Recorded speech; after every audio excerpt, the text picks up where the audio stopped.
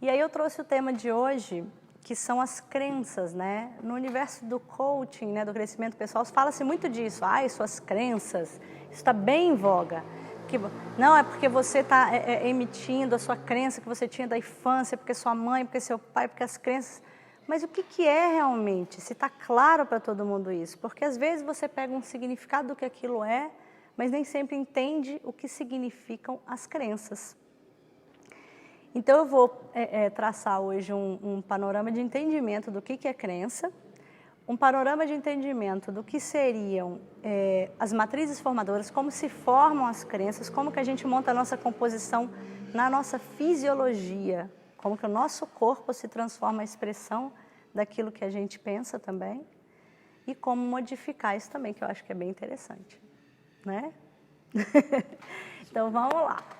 O que são crenças? A própria palavra, em termos de significado, é o que você acredita. Até aí todo mundo entende. Só que a gente é treinado de alguma forma desde que nasce, e esse treinamento se transforma naquilo que a gente acredita. Então, o que eu acredito não é necessariamente aquilo que eu acredito, não é necessariamente aquilo que eu gostaria de acreditar. Ou seja, como eu ajo não é necessariamente como eu gostaria. Bem-vinda, Verla. Então, entendendo um pouco melhor o que seriam as crenças, na verdade, são como se fosse um programa de computador.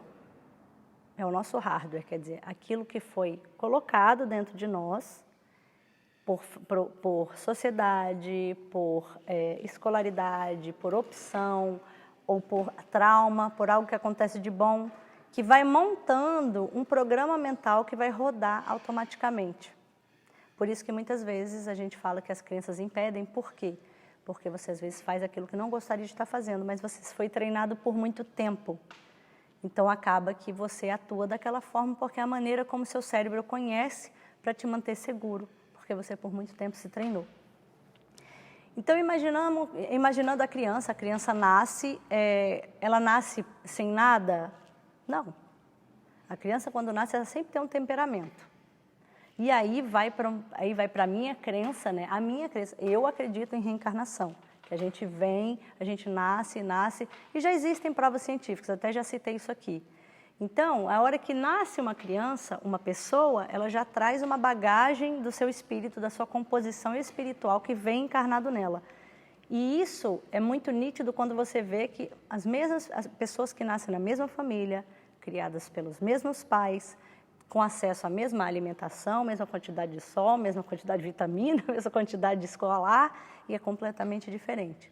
A composição única de cada um, que vai interpretar o que chega para ela de uma forma diferente. Então, por exemplo, para mim, de repente, uma coisa que minha mãe falou para mim é absurda, incomodativa, já de repente meu irmão não é tanto. Não é verdade? Então, o significado ele pode ser traduzido por você, interpretado, e quando você tem impulsos repetitivos, quer dizer, por exemplo, vamos bem, um exemplo bem chulo, assim, né? Tipo assim, menina, não come isso aí que você vai engordar, né? Uma coisa chula que acontece. Não come tanto que você vai engordar, não come tanto que você vai engordar. Então, a criança cresce com aquela crença que se ela comer uma certa quantidade, ela vai estar engordando o corpo. E a gente sabe que tem pessoas magérrimas que comem horrores e que não engordam coisa nenhuma. E aí a gente vai falar, isso também tem a ver com metabolismo, com emoções e tal, mas esse é um exemplo chulo, como eu disse, para exemplificar como que uma pessoa recebe um programa e aquilo passa a acreditar. Então, ela, às vezes, pode ter um problema de bulimia, problema de anorexia, porque ela começa a associar o comer com engordar e desenvolve um problema, porque a crença é mais forte do que a vontade que ela tem de viver equilibrada, porque isso está dentro da pessoa também. E como é que se formam as crenças?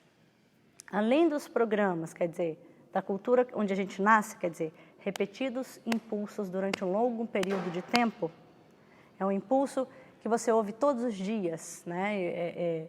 As religiões fazem isso muito bem também, as escolas fazem isso muito bem.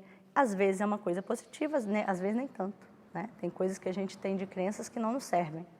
E a crença, ela vai moldar não apenas o que eu acredito, ela vai moldar também como eu vou falar, como eu vou agir, como eu vou pensar, como eu vou atuar. Então, entendendo de uma forma mais atual, porque a gente tem a família como formador de crenças, impulsos repetitivos por um longo espaço de tempo, que vão formar também conexões neurais e atitudes diante de certas ações.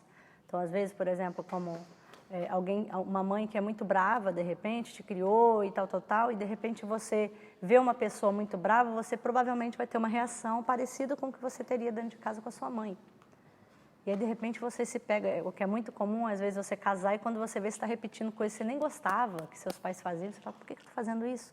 Porque foram impulsos repetidos durante um longo tempo, que vai formar uma conexão neural, quer dizer, é uma resposta automática programada, porque já está programada, foi muito tempo recebendo isso, às vezes, por exemplo, 20 anos recebendo aquilo. Então, aquele impulso fica marcado dentro do seu ser. Aí a gente tem a sociedade, você entra na sociedade, se você, por exemplo, lá na Cisjordânia, provavelmente a sua maneira de agir, de falar, de cumprimentar,